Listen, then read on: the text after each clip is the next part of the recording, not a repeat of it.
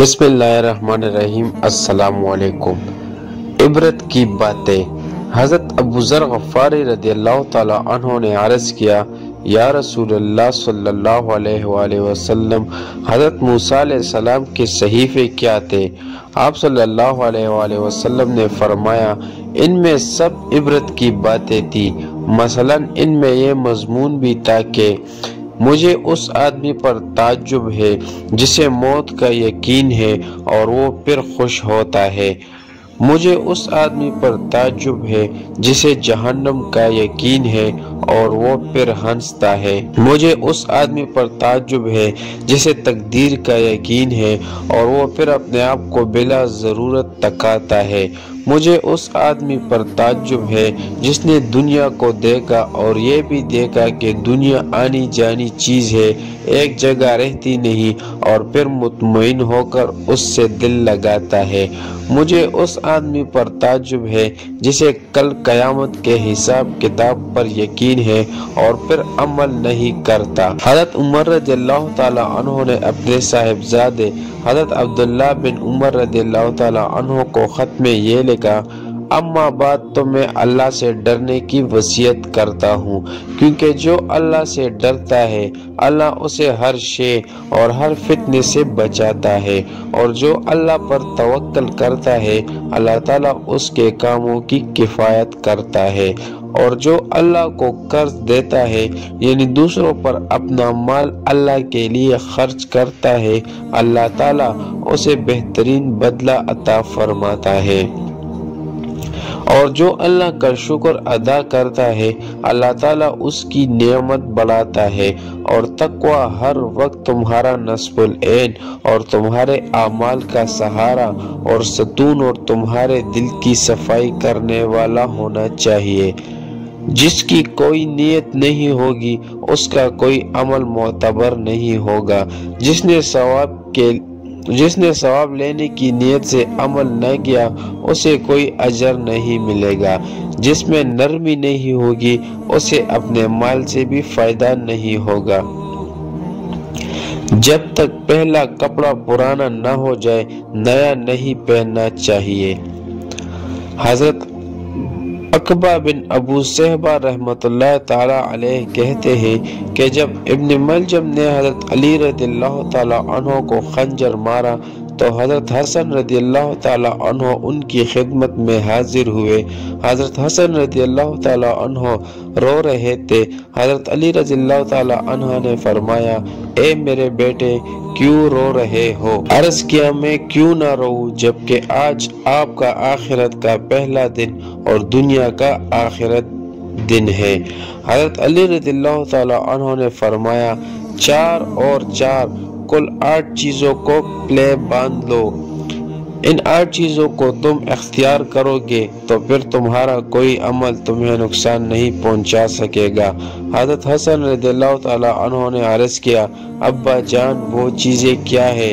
فرمایا، سب سے بڑی مالداری عقل مندی ہے، یعنی مال سے بھی زیادہ کام آنے والی چیز عقل اور سمجھ ہے، اور سب سے بڑی فقیری حماقت اور بیوقوفی ہے، سب سے زیادہ وحشت کی چیز اور سب سے بڑی تنہائی عجب اور خود پسندی ہے، سب سے زیادہ بڑائی اچھے اخلاق ہے۔ حضرت حسن رضی اللہ تعالی عنہ فرماتے ہیں، میں نے کہا ابا جان یہ 4 چیزیں تو ہو گئی، باقی 4 چیزیں بھی بتا دیں۔ فرمایا، بیوقوف کی دوستی سے بچنا، کیونکہ وہ فائدہ پہنچاتے تمہارا نقصان کر دے گا۔ جھوٹے کی دوستی سے بچنا، کیونکہ جو تم سے دور ہے یعنی تمہارا دشمن ہے اسے تمہارے قریب کر دے گا، اور جو تمہارے قریب ہے یعنی تمہارا دوست ہے اسے تم سے دور کر دے گا، یا وہ دور والی چیز کو نزدیک اور نزدیک والی چیز کو دور بتائے گا اور تمہارا نقصان کر دے گا۔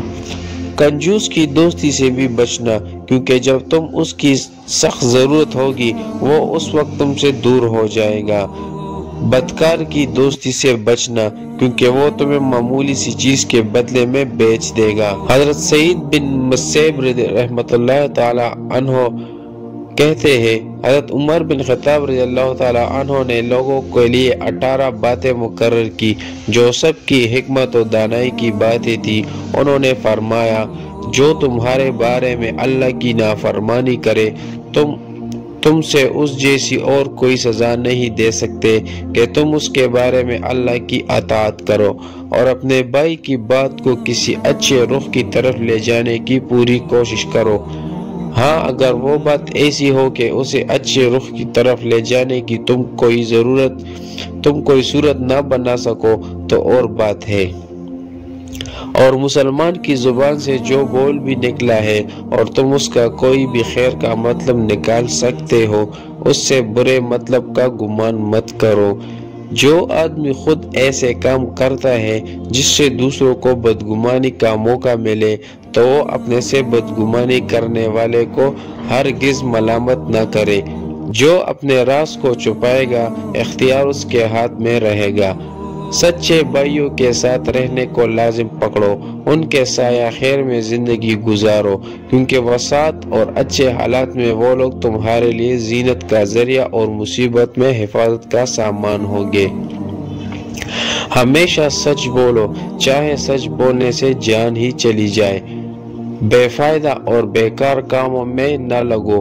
جو بات ابھی پیش نہیں آئی اس کے بارے میں مت پوچھو، کیونکہ جو پیش آ چکا ہے اس کے تقاضوں سے ہی کہاں فرصت مل سکتی ہے۔ اپنی حاجت اس کے پاس نہ لے جاؤ جو یہ نہیں چاہتا کہ تم اس میں کامیاب ہو جاؤ۔ جھوٹی قسم کو ہلکا نہ سمجھو ورنہ اللہ تمہیں ہلاک کر دے گا۔ بدکاروں کے ساتھ نہ رہو ورنہ تم بھی ان سے بدکاری سیکھ لو گے۔ اپنے دشمن سے الگ رہو، اپنے دوست سے بھی چوکنے رہو، لیکن اگر وہ امانت دار ہے تو پھر اس کی ضرورت نہیں۔ وہ امانت دار صرف وہی ہو سکتا ہے جو اللہ سے ڈرنے والا ہو۔ قبرستان میں جا کر خشوع اختیار کرو اور جب اللہ کی فرمان برداری کا کام کرو تو عاجزی اور انکساری اختیار کرو، اور جب اللہ کی نافرمانی ہو جائے تو اللہ کی پناہ چاہو، اور اپنے تمام امور میں ان لوگوں سے مشورہ کیا کرو جو اللہ سے ڈرتے ہیں، کیونکہ اللہ تعالیٰ فرماتا ہے خدا سے اس کے وہی بندے ڈرتے ہیں جو اس کی عظمت کا علم رکھتے ہیں۔ پیارے اسلامی بھائیوں، اللہ تعالیٰ ہم سب کو ایسی نصیحتوں پر عمل کرنے کی توفیق عطا فرمائے۔